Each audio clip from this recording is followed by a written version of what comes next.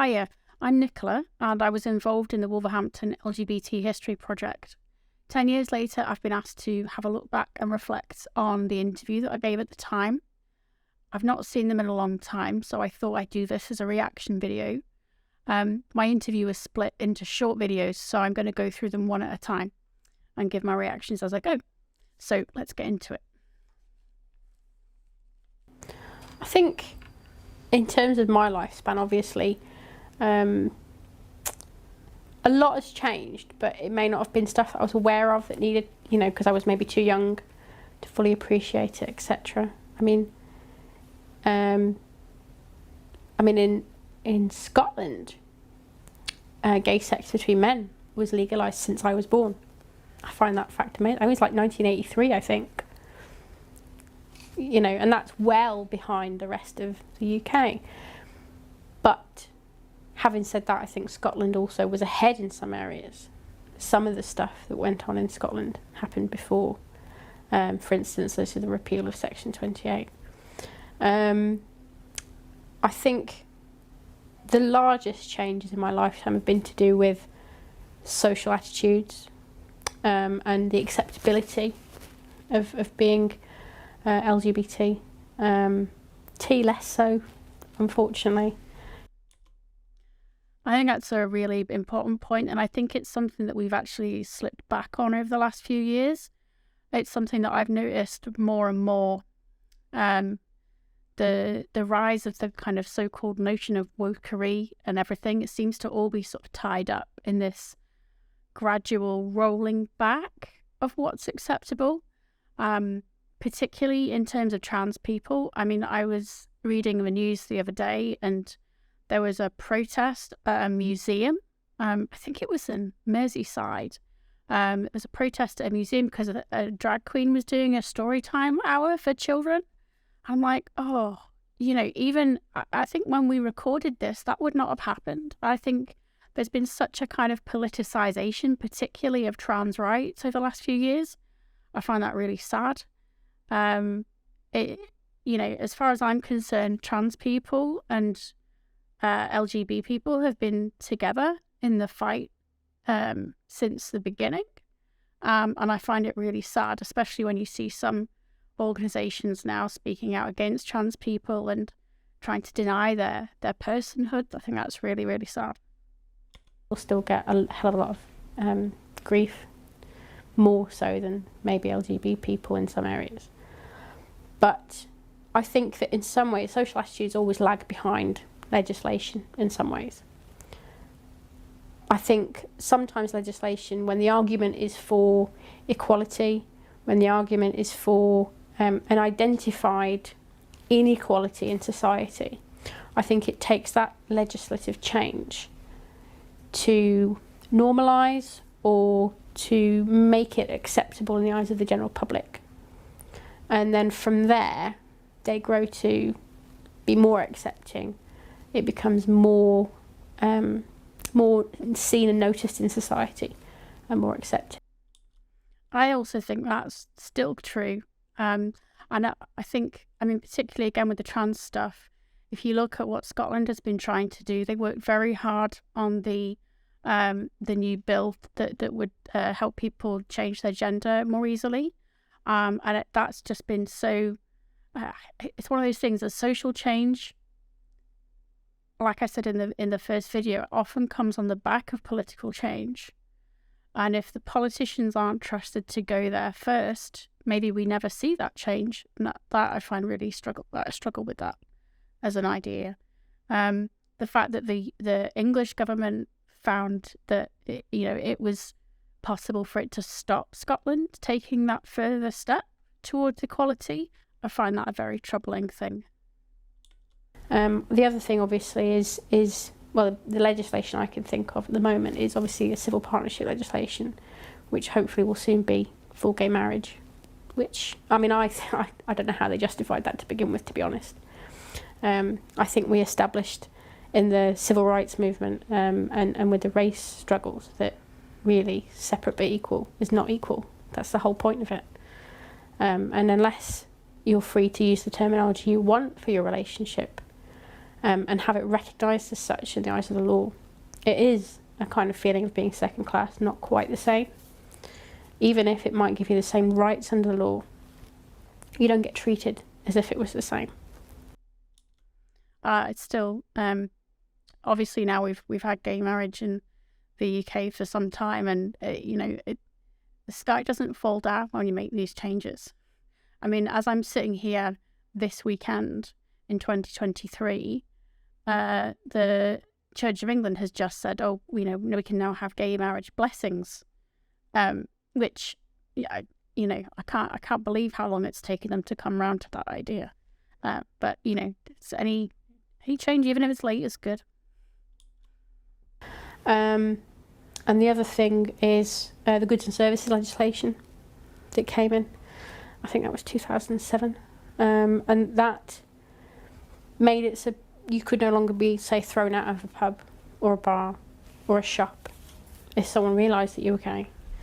And that's been tested. I mean, I remember the Peter and Hazel Mary Bull case they owned a B&B down, I think, might have been in Cornwall, I think, south somewhere, and they were successfully sued under the Act, and they had to pay costs. I think they're taking that to the High Court though, so it's still going on. They basically said that they ran a Christian guest house, and basically they would only rent a double room to a married couple.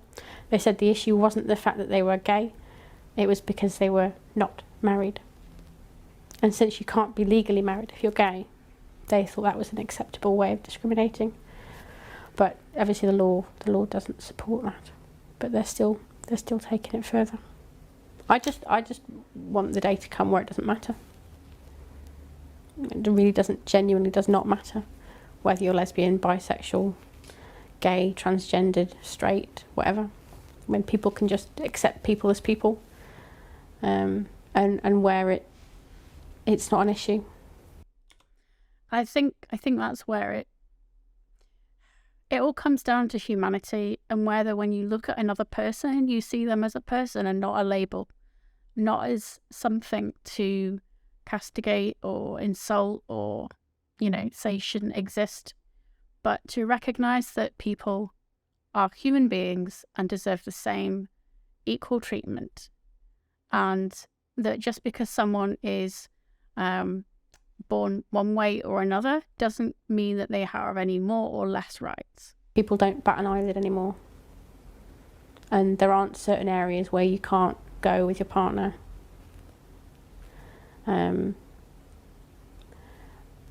Where people don't look at two women who are holding hands in the street and feel the need to point and shout, lesbians! Because that's what I get. Drunk straight men, when you're out at night, they feel the need to point out the bleeding obvious. And, I think the reason they do that, again, is to make you feel small, to make you feel like you're in the minority, to draw attention to you. And, make you feel like there's something wrong with you when there isn't.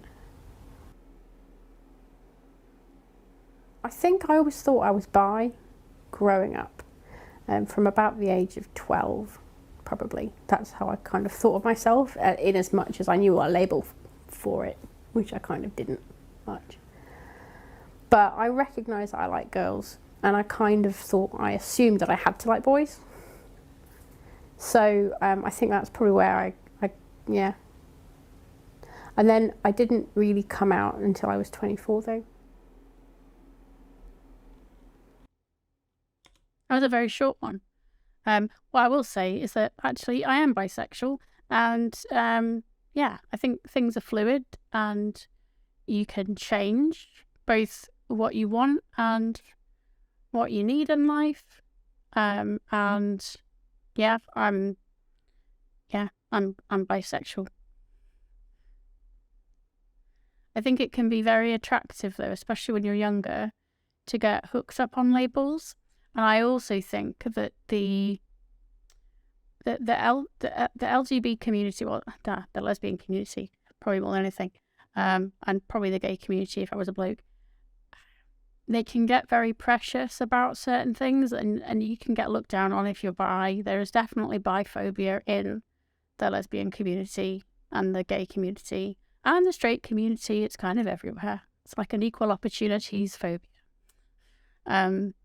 But you can get very tied up in your labels, and it's in the same way that it's a struggle to come out in the first place. If your feelings change or become a bit more fluid, then it's equally a struggle, it's equally a struggle when that happens.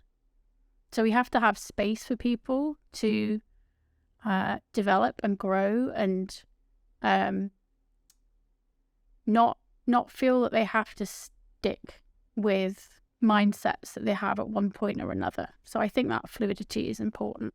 People change, or people want changes, and I think that's just fine. When I was in my relationship with the guy I was engaged to for 4 years, I felt like I was very much in love with him. Like, he was really my soulmate. But it was more of I think it was more of a connection on an interest level and a personality level, not so much on a physical level. So I think over the years I sort of came to realise that I didn't really enjoy that aspect of our relationship. And I think I just started thinking more and more, because I was still in my head, I was still identifying as bisexual at that time, I think. But it became more and more important in my head.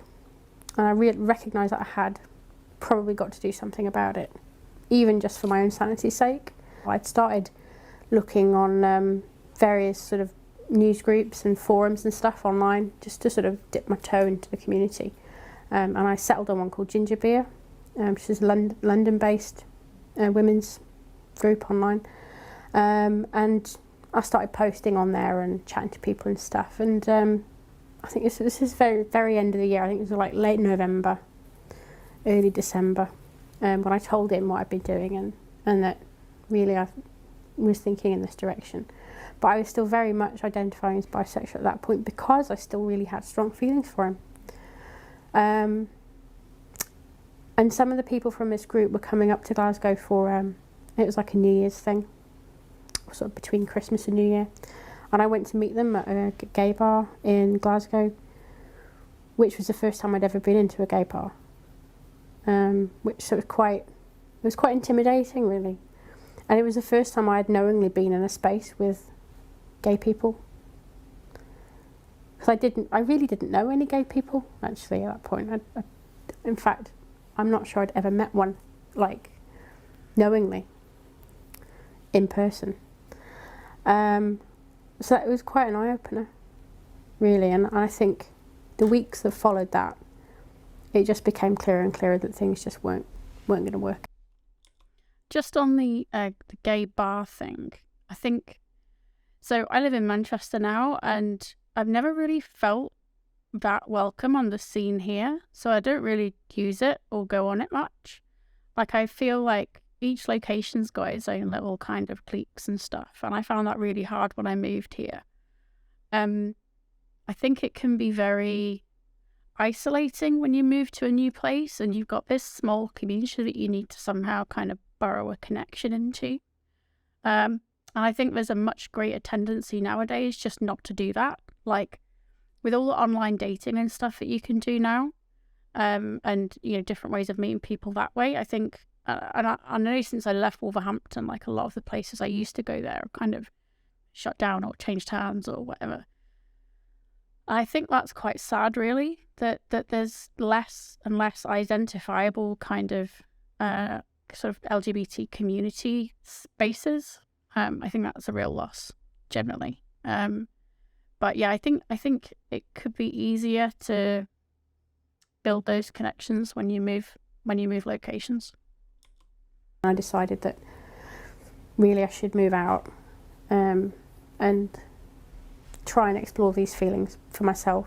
it wasn't an option for me to go out and do that without his blessing, or without whilst I was still in that relationship. It's just not within me to do that. So yeah. When I came out, I was at uni, and actually one of the first things I did when I went back to uni, because I came out over a Christmas break, really. So I sort of went to uni before Christmas as a straight girl, and then I came back not. So it was a bit of a kind of odd period, that, because obviously with uni it was a kind of an extended break. So I was probably off uni for about 3 or 4 weeks, and I had exams right then as well.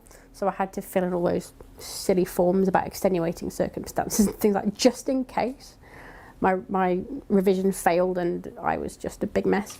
So when I went back, I also looked into the LGBT group on campus, and I became quite involved in that quite quickly. And I've been involved in LGBT stuff ever since, really. I mean, when I first came out, I identified very strongly with the bi community, just because it's where I first came out. I went to a bi group in Glasgow for quite some time, called Bi Scotland, and they really helped me. I found them very friendly, very welcoming, really accepting, and I've always found that with the bi community. They are so much more accepting than the rest of the LGBT community, and I feel still very comfortable with them, and very much a bi ally. I don't think there's enough of us around bi allies. I think they get prejudice from outside the LGBT community and within it. I do still think that is a factor. It is an issue. I think it's maybe a bit less so than it used to be, but it's definitely still there, and it's still seen, I think, by some people as like a phase or whatever. Half of me thinks that my family now just thinks I'm straight. Networks are really important because they give you that link between people. Yeah, it's hard to meet people when you're not. Being LGBT generally doesn't give you a big purple head, or, you know, some very visible thing about you that says, yes, you're like me, or no, you're not like me. And I think having those networks in place that gives you the opportunity to meet other people, socialise with them, and do that in a way that's not ruled by drink, which very much the scene is. I met quite a lot of people online. My first girlfriend I met online on Gaydar Girls. I met a few people that way. I have a bit of a soft spot for Gaydar Girls because when I first came out, it was one of the main places that I met new friends. Not necessarily partners, but just people. And they gave me the connections to know who to talk to, you know, where to go, things like that.